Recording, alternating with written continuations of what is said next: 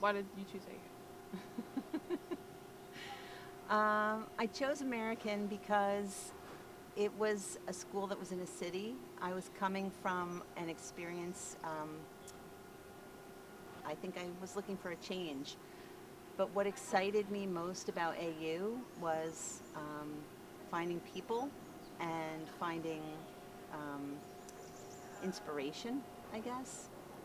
When I came to the campus for Accepted Students Day, I remember I came with Papa, and it just, we just looked at each other and we knew um, that it just was the right fit. I remember the quad being just like, littered with tables of all the different clubs. It was such a different experience than you had because of COVID that you didn't get that opportunity and that kind of orientation and introduction. Um, but I think that you have found hopefully the same opportunities that I did here. I just knew that the academics were what I was interested in.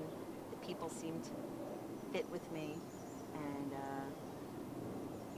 I'm just, I guess I don't know if it's luck or timing or good judgment, but it all worked out. So, um, why did you choose American? it?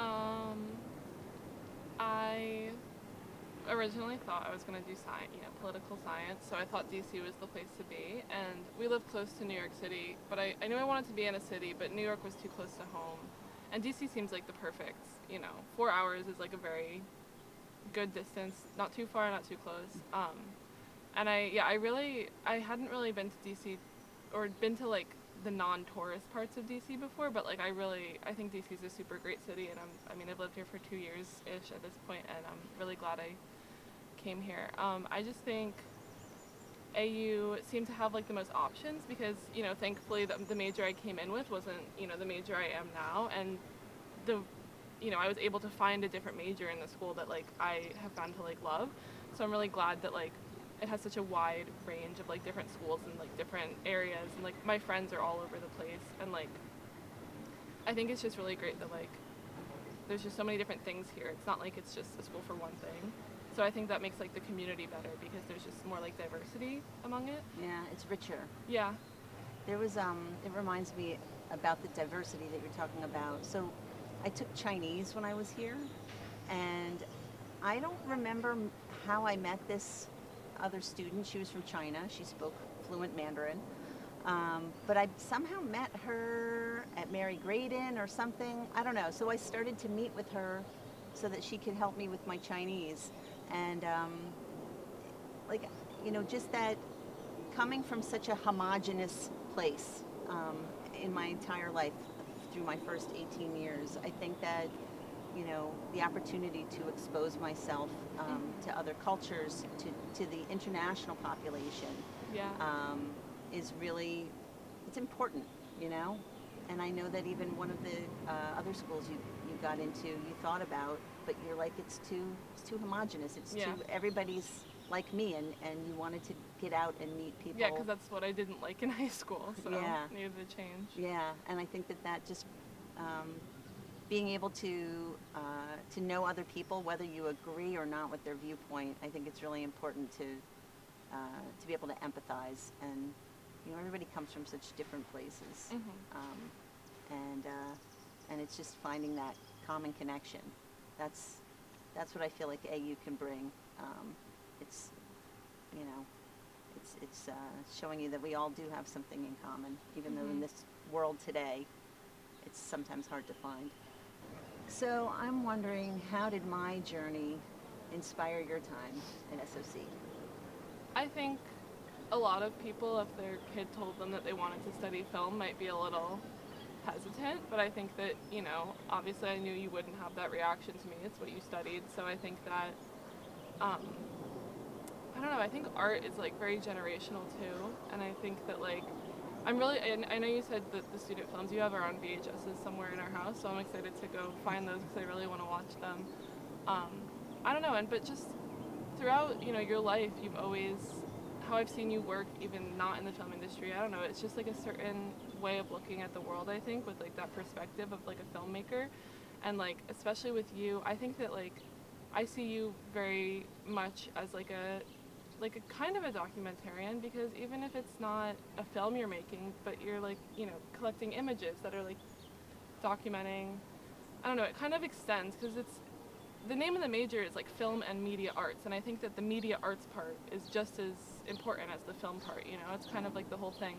And so even though when I've been growing up I haven't seen you working in that industry, like it just inspires everything you do, I think. Yeah. When I told you I wanted to study at SOC, how did you feel? I felt surprised and excited. I know that when I was at SOC, um, I just really, the last 2 years of my life at American were so, just like so focused, so super focused on making films, on doing um, what it what was my passion. The strange thing is that I came to AU as a journalism student, which is also in the SOC, but I really didn't understand, and I don't know why I never considered it. Maybe because I thought, that my parents would, I don't know if they would be happy or not if I pursued my passion in film. But it was so clear to everyone who knew me growing up that I loved movies, I loved TV. I spent a ridiculous amount of time, much like you, Yeah. watching content, um, and and really, I was like a super fan. Um, but it made sense to me when you told me, and I was excited that you are just so much better equipped to communicate what what you want to do, what your passion is. I think that when I was your age, I was much less mature, and it's, I feel like it's a great choice for you because there's so much content that's made today. There's so much more opportunity for you than there was for me, and I think that because you're so passionate about it, I know you're going to succeed. I know that AU will give you, by the time you're receiving that diploma in 2 years, you will have every tool that you need, to make your way in the world. And I'm really excited to see where it takes you. So, Liv, why did you decide to study film? And what do you think you're going to end up doing with that degree? I think I thought of film as like just not an option for me. I was like, you don't make money doing that. I want to, live a comfortable life. I want to get a degree that whatever. And that's not true, and it shouldn't matter. And I realized that, after getting to college, because I think who I am after like I'm just not the same person I was in high school. I feel like you see that too. So my perspective on a lot of things changed, and I was like, if this is something I want to do and this is what I'm passionate about, then I'm gonna make it work, and I'll be successful, and I'll have enough money. I'll be fine. Um, but I think like I'm someone who like every movie I watch I cry. Like if there's anything like remotely sad, I'm like bawling my eyes out. And I think at some point towards the end of high school, it might have even been in quarantine, I was like, the way that movies make me feel, I want to make other people, feel through what I make. Um, so I really like script writing. I really like directing. My role model, or not, I don't know, who I look up to in the film industry is like Greta Gerwig. I really love her. She writes her own original scripts and directs her own films. Um, and so I would love to do that. And I'm also majoring in graphic design. So there's kind of an intersection there of animation. So there's kind of a lot of different things that I'm super interested in. And I think in my next 2 years here, I will find my focus more and narrow it down. But right now I kind of like everything. But I like directing a lot. Yeah. But that's what my professor says, everyone likes directing. Not everyone can be a director. Yeah. But it doesn't surprise me, just to hear the stories you've told on your shoots with your group, how you have kind of risen to that role. I think you're natural that way, because I think you're a really good communicator, and I think part of the job of a good director is to be able to communicate to their crew, to the cast, and to just keep on task and get it all done. And I think that's one of the areas you excel. You're very organized that way, and the way you think is very adaptable, you know? So, it's Keep good. talking during my question.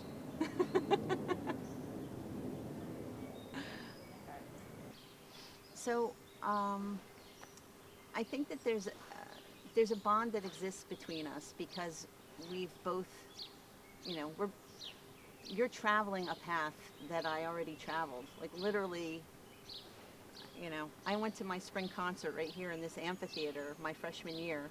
Actually, only 1 year we had it out here, and then they moved it into the arena, which we were all bummed about because we loved it out here. It's kind of a crazy thing to think of your daughter like literally walking in the shoes, you know, that I walked in. We have very different tastes in film and television shows, and Some the same. and there is definitely some overlap. But there's you know, there's a mutual understanding that we have though about the importance of film and TV, about the media and how it reflects the society in which we live. I always am wanting to show you or watch shows with you or movies with you that I loved when I was growing up, because it's going to teach you more about who I am and what influenced me when I was your age. And I think that you're always like, come on, we're going to go watch Euphoria. We're going to go watch, you know, I don't know. I think another one. I find it hard because film is moving so fast. There's hundreds of hours. I mean, there's thousands of hours of content to watch. Like, even if it's like the cream of the crop, there's still like, and every year there's more and more and more. So it's just hard to catch up. But I'm trying to, I think, show you like the new stuff is good too. The new stuff is important too. Yeah. But you know, over I think winter break we watched Singing in the Rain. And that's not a movie I ever would have put on for myself, but I loved it. Like, Yeah. it was great. Yeah. And so I'm really, and this semester I took Survey of International Cinema, which kind of exposed me to like more, you know, older cinema and from different countries. And I think like, yeah, my horizons, my tastes are expanding as well, I think. And I think you're becoming more open.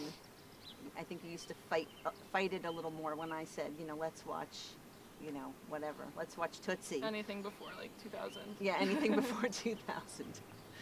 So, but maybe it was like a breakthrough when Friends became popular, because that was like, you know, 1990s. It's right on the edge. Yeah, but it's Singing in the Rain is one of my very favorite movies, and it was great watching it with you, because there is so much out there, and it's overwhelming, you know, to pick and choose, and paralyzed by choice is one of my favorite sayings. You know, like you turn on just one Netflix alone, like whatever, or just Amazon, or just Hulu. It, like, what should we watch tonight? And you end up watching something you've already seen. Yeah, because it's easy. Frustrating.